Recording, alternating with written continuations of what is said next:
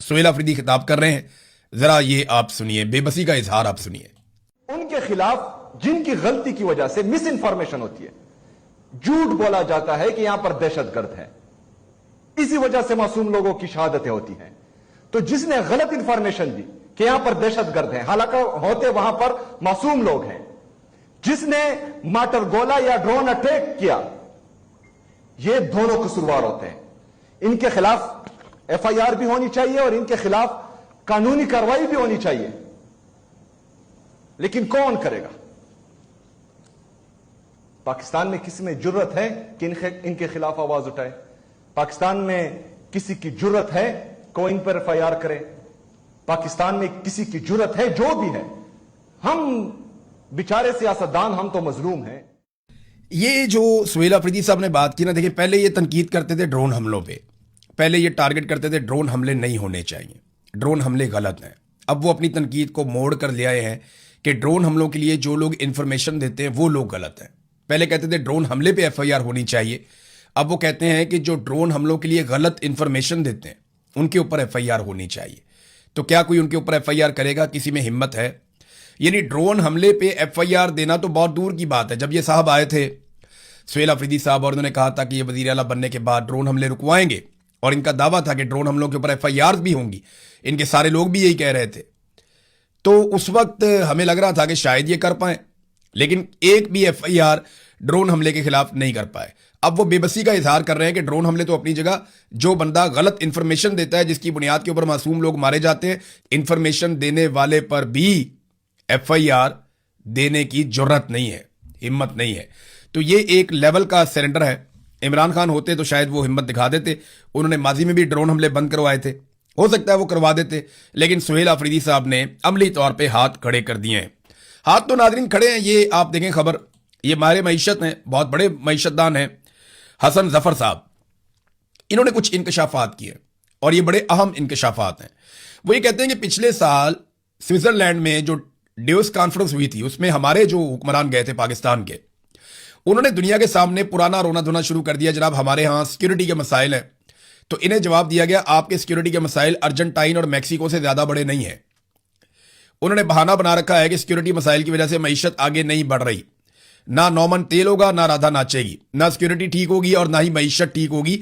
तो हम इसको एक बहाने के तौर पे भी इस्तेमाल करते हैं, ये हमारे मईशियात बता रहे हैं और हम दुनिया को जाके बार बार ये कहते हैं।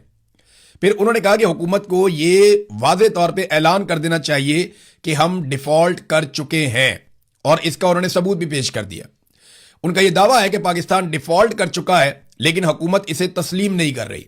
हुकूमत को ऐलान कर देना चाहिए कि हम डिफॉल्ट कर चुके हैं, क्योंकि डिफॉल्ट की सारी निशानियां पूरी हो चुकी हैं।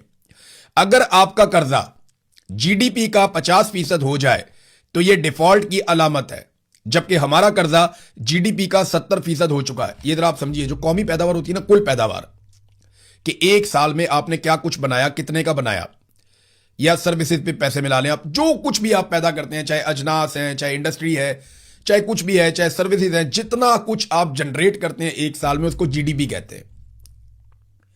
अगर किसी मुल्क की तमाम पैदावार या कौमी पैदावार पूरे मुल्क की जो है, जिसको जीडीपी कहते हैं, उसका आध में उसका कर्जा हो जाए ना, तो वो डिफॉल्ट हो जाता है।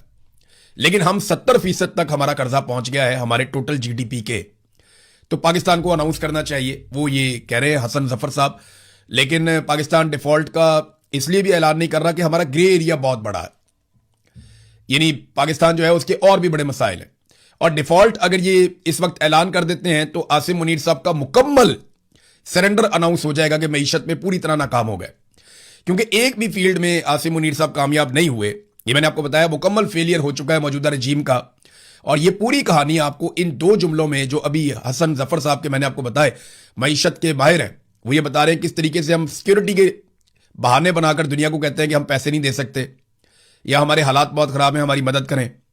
और दूसरा, हम डिफॉल्ट कर चुके हैं लेकिन हुकूमत अनाउंस नहीं कर रही, ये बात भी इन्होंने क्लेम किया। देखिए, डिफॉल्ट तो आपने करना है, जो आपकी पॉलिसियां, जो आपकी हरकतें। मिसाल के तौर पे आप ये देखें, एक्सप्रेस ट्रिब्यून के अंदर ये खबर छपी हुई है, और ख्वाजा आसिफ ने कल हमला कर दिया था शहबाज राणा साहब पे। ये जर्नलिस्ट हैं और ये खबरें देते हैं। अब बजाय खबरें पढ़ के मुल्क को ठीक करने के, ये सहाफियों के ऊपर हमला कर रहे हैं। जनाब, आपकी खबरों की वजह से सरमायाकारी नहीं आ रही, ख्वाजा आसिफ साहब, आपकी और एस्टेब्लिशमेंट की करतूतों की वजह से सरमायाकारी नहीं आ रही। शहबाज राणा की खबरों का इसमें कोई कसूर नहीं है बेचारे की। वो तो जो खबर होती है वो दे देते हैं, आपका मौक़िफ़ आता है वो भी बयान कर देते हैं। वो तो एक बहुत बैलेंस्ड अप्रोच के साथ चल रहे हैं, लेकिन आपकी हुकूमत बैलेंस्ड नहीं है। आपने जो घटिया पॉलिसियां बनाई हैं आपने और एस्टेब्लिशमेंट ने, उनकी वजह से पाकिस्तान में सरमायाकारी नहीं आ रही। शहबाज राणा के ऊपर चढ़ाई करने की कोई जरूरत नहीं है, ना उनका कोई कसूर है। अब देखें ना, उनकी ये खबर आप देखेंगे, पीआईए जो है ये वैसे तो बिका था 10 अरब रुपए में। 10 अरब इन्होंने पहले दिया था, पीआईए इनके हवाले हो गया था, कुछ पैसे बाद में दिए। मैंने आपसे कहा था ना कि पीआईए के असासी हिस्से ज्यादा हैं। 14.2 अरब रुपए की सिर्फ प्रॉपर्टीज हैं जो पीआईए के साथ गई हैं। 14.2 अरब रुपए की। अब मुनाफा चेक करें कैसा हुआ। क्या किसी को ऐसा मुनाफा मिलता है? जब 10 अरब रुपया दिया तो 14.2 अरब रुपए की प्रॉपर्टीज आ गई, और इसके अलावा लगभग 8 से 10 अरब रुपए के स्पेयर पार्ट्स आ गए। जहाज उसके अलावा हैं जो बहुत बड़ी तादाद में है, दर्जनों जहाज हैं।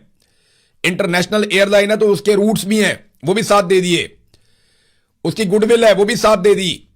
उसका स्टाफ है, बेशुमार चीजें दे दी। और दे दी कैसे? औने पौने। और दी किसको? फौजी फाउंडेशन और उनके जो हमायती हैं या उनके साथ जो उनका एक ग्रुप बना हुआ है उनको दे दी गई। मौजा ही मौजा। मैं आपको एक और चीज दिखाता हूं, ये जरा देखें आप। पाकिस्तान में अदलिया की करप्शन के ऊपर एक आलमी तंजीम ने स्टेटमेंट जारी किया है, लेकिन पहले मैं आपको अदलिया का एक और कारनामा बताता हूं। आपने ये अभी फैसला देखा होगा, लोग बड़े खुश हो रहे थे, काजी फायद ईसा को बुरा भला कह रहे थे कि मुनाल वाला फैसला काजी ने गलत दे दिया। अतर मिनुल्लाह ने भी इसके ऊपर फैसला दिया हुआ है माजी में। यह कहानी है क्या, मैं आपको बताता हूं। हुआ यह था कि 2006 में एक मुनाल रेस्टोरेंट बना था मारगला के पहाड़ों में, और 15 साल की लीज के ऊपर मुनाल रेस्टोरेंट के मालिक ने यह जगह ली थी 2021 तक के लिए। लीज खत्म होने से 2 साल पहले यानी 2019 में पाकिस्तानी फौज का एक इदारा है remount veterinary and farms directorate, तो ये जनरल हेडक्वार्टर यानी जीएचक्यू का इदारा फौज का, ये आ जाता है मैदान में और ये एक लेटर लिखता है मुनाल वालों को कि जनाब अब आपने किराया हमें देना है, और पिछले 3 साल का किराया भी आपने हमें देना है। आपने सीडीए को किराया नहीं देना, यानी कैपिटल डेवलपमेंट अथॉरिटी जो सीडीए है इस्लामाबाद की मलकियत जिनके पास है, आपने गवर्नमेंट को किराया नहीं देना, आपने किराया हमें देना है, क्योंकि ये जगह अब हमारी है और हम हैं इसके मालिक। पिछले 3 साल का किराया भी जमा करवाओ। अब जनाब मुनाल वहां पे पैसे जमा कराता है, किराया सीडीए वाले कहते हैं हमें किराया दो, और जो पाक फौज है वो कहती है जी हमें किराया दो। अब वो दो जगह पे किराया दे रहे थे, ये मामला लेकर वो अदालत में चले गए और उन्होंने कहा जी कि अब हम किराया इनको दे रहे हैं तो आप गवर्नमेंट से या सीडीए से हमें पैसे वापस दिलवाएं। ये मामला चला गया हाई कोर्ट में। जब ये मामला हाई कोर्ट में गया तो अतर मिनुल्लाह साहब ने इस मामले को पकड़ लिया और उन्होंने कहा जी ले आओ सारे इसके कागज, क्योंकि ये तो नेशनल पार्क का इलाका है, ये तो अवाम के लिए एक नेशनल पार्क है जहां पे जंगल होगा, जहां पे तफरी की चीजें होंगी, और यहां पे किसी सूरत भी आप ये सारी एक्टिविटीज नहीं कर सकते। ये नेचर को नुकसान पहुंचा रहे हैं आप, आलूदगी पैदा हो रही, तो ये इलाका है ही नहीं आपका। तो कागजात ले आए, दर्जनों समातें हुई, सहाफी जाते रहे, और जो जीएचक्यू की जानिब से जो वकला आते थे वो कोई रिकॉर्ड पेश नहीं कर सके, बल्कि वो कहते थे 1910 से ये जमीन हमारी है, लेकिन कोई एक भी कागज या एक भी रिकॉर्ड वो अपने क्लेम के हक में पेश नहीं कर सके। तो अतर मिनुल्लाह साहब ने कहा जी ये नेशनल पार्क की जगह है, ये ना मुनाल की है ना जीएचक्यू की है, किसी की नहीं है, नेशनल पार्क की। मामला चला गया कादी फायद ईसा के पास, तो कादी फायद ईसा ने भी इसके ऊपर फैसला दे दिया। अब ये मामला एक रिव्यू में गया, रिव्यू के अंदर भी फारिग हो गया, लेकिन जब आईनी अदालत बनी तो वो तो आपको पता है कि मिलिट्री एस्टेब्लिशमेंट के कंट्रोल में है, तो वहां पे हसन अजहर रिजवी साहब की सरबराही में एक बेंच बनता है, और फिर ये किराया बड़ा अरसा जो है ना वो ट्रायल कोर्ट के अंदर भी जमा होता रहा। ये लगभग कई साल तक ये ट्रायल कोर्ट के अंदर कुछ 6 करोड़ रुपए तक का किराया वहां पे भी जमा हो गया था। अब आईनी अदालत ने कह दिया जी फेयर ट्रायल नहीं हुआ, और आईनी अदालत ने पिछले सारे फैसले फारिग कर दिए।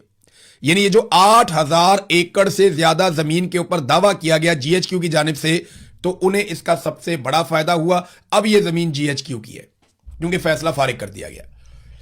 पहले अदालती फैसले ये कहते कि ये नेशनल पार्क की जमीन है, ये इन्वायरमेंट के लिए है, नेशनल पार्क की जमीन है, अवाम इसकी मालिक है, लेकिन जीएचक्यू का क्लेम जिसके हक में वो कोई एक कागज भी पेश नहीं कर सके, उनका क्लेम पहले वाले फैसलों ने उड़ा दिया था, अतर मिनुल्लाह ने और कादी फायद ईसा ने।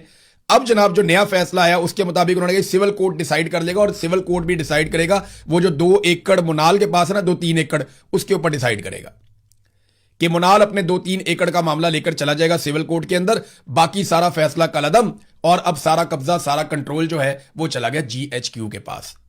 ये है नाज़रीन पूरी कहानी। जनाब इस सारे फैसले का जो वन लाइनर है वो ये है कि सारे रकबे तुम्हारे लिए हैं, सारे रकबे तुम्हारे लिए हैं। ये मेरे एक दोस्त हैं, उन्होंने सोशल मीडिया पे लिखा भी, पाकिस्तान में ही है, जर्नलिस्ट हैं, उन्होंने कहा जी ओवरऑल यही है, राजा बशारत साहब ने गालिबन ये लिखा कि सारे रकबे तुम्हारे लिए हैं। तो कहानी बीच में यही निकली है। तो ये अदलिया जो है ये इस तरीके से सहूलतकारी कर रही है। अब जो बैनुल-अक़वामी सतह पे आवाज उठाई गई हमारी अदलिया के मामले में, international federation for human rights तंजीम ने खबरदार किया कि पाकिस्तान में अदालती करप्शन मुनज़्ज़म शक्ल इख्तियार कर चुकी है और खदशा है कि ये ग्रैंड करप्शन तक पहुंच जाएगी। तंजीम ने अंडर द बेंच पाकिस्तान के निज़ाम इंसाफ में बदउनवानी के खतरात का जायजा के उन्वान से एक रिपोर्ट जारी की है और इस रिपोर्ट में 26वीं और आईनी तरामीम को एक बड़ी वजह करार दिया है और मुतालबा किया गया है कि अदलिया की आज़ादी यकीनी बनाने के लिए 26वीं और 27वीं आईनी तरामीम मनसूख की जाएं। ये नाज़रीन अब दुनिया से आवाज़ें उठना शुरू हो गई हैं, लेकिन पाकिस्तान में तो फैसले हक में आ रहे हैं मिलिट्री एस्टेब्लिशमेंट के, और वो आईनी अदालत से वो सारे फ़ायदे उठा रहे हैं जिसके लिए ये अदालत बनाई गई थी। फ़ायदे फिर जजेस भी उठाते हैं ना। मिसाल के तौर पे एक और खबर देखें, कितनी इंटरेस्टिंग है, आपको बड़ा मज़ा आएगा आपको इस खबर का। ये जनाब पंजाब के जज साहिबान के लिए एक सहूलत दी गई है कि जितने भी जुडिशल अफसरान हैं उनको सब्सिडी के ऊपर गाड़ियां लेके दी जाएंगी, और ये कीमती गाड़ियां जिनकी कीमत 40, 50, 60 लाख रुपए तक हो सकती है, 2.5 से 3 लाख रुपए में अफसरान इन गाड़ियों को खरीद कर अपने घर ले जाएंगे। यानी कितनी मजे की बात है। जो गाड़ी आप मार्केट में जाते हैं और आप खरीदते हैं आपको मिलती है 50 लाख में, 60 लाख में, 40 लाख में। ये वाली गाड़ी जो जज साहिबान है या जो जुडिशल अफसरान है, और बहुत बड़ी तादाद में है ये, इन्हें ये गाड़ी 2.5 लाख से 3.5 लाख के बीच में मिल जाएगी। तो मौजा ही मौजा। अब मुझे आप बताएं ना, ये वाले जजेस नून लीग के खिलाफ या पंजाब हुकूमत के खिलाफ कोई फैसला दे पाएंगे जिन्हें आपने इतनी बड़ी रिश्वत दे दी है, इतना बड़ा फायदा आपने दे दिया है। पाकिस्तान में कहीं किसी को यह फायदा नहीं है, लेकिन यहां पे यह फायदा दिया जा रहा है। तो आप समझ जाए ना कि मामला कैसे चल रहा है। हर चीज को कंट्रोल करना है। अब तक के लिए इतने, अपना ख्याल रखिएगा, अपने चैनल का भी। अल्लाह हाफ़िज़।